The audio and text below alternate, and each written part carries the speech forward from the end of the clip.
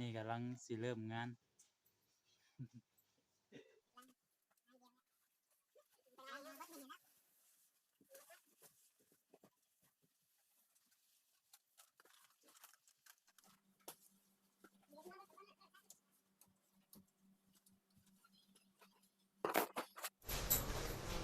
คนยาก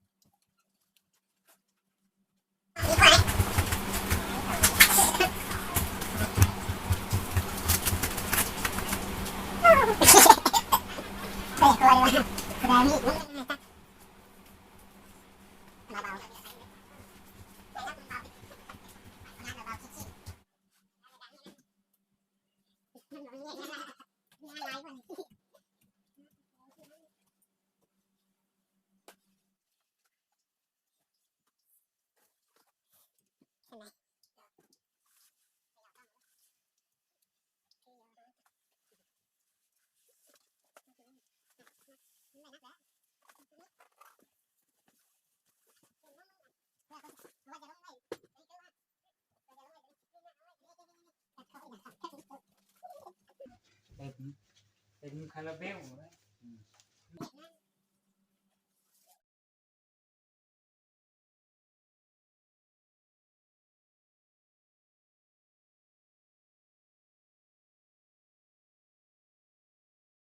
สิไปถามยายเลยว่าเมื่อยหรือบ่เมื่อยเนาะโอ้ยเมื่อยบ่ยายรีวิวงานให้เบิ่งด้วยนะบ่รู้บ่รู้ดอกงานสบายแล้ว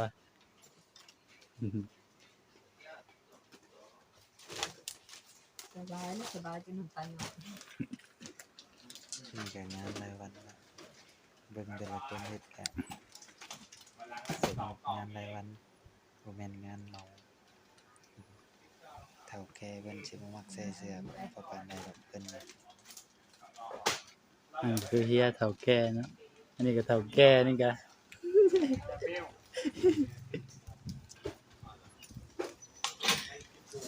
งานแบบเต็มคาราเบลบริษัทรีวิวงาน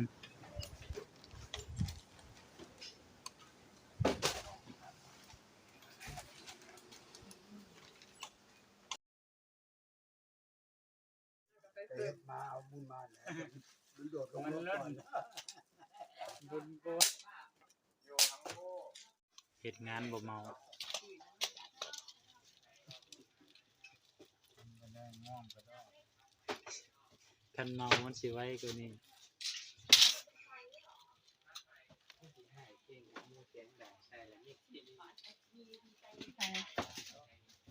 ใช่สิได้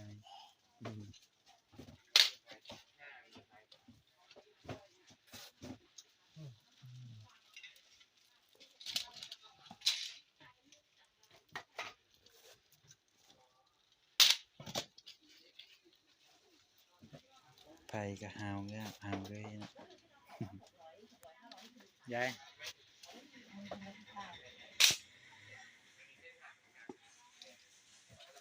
งานเบาเมาวะนี่แรงคนเต็มไปยิ้มไปหลักเงินแรงเบิ่งกันสิเอาไอ้ยิ้มอยู่แล้วน้องได้รับเงินเฮ้ยถ่ายลงเพจอย่างน้อยมันก็หมดวันนี้แหละในวันจันทร์ง่วงแม่เองมาเขาจะได้ไม่เห็นเห็นไม่ได้เลยเราทำอยู่ไม่เสร็จ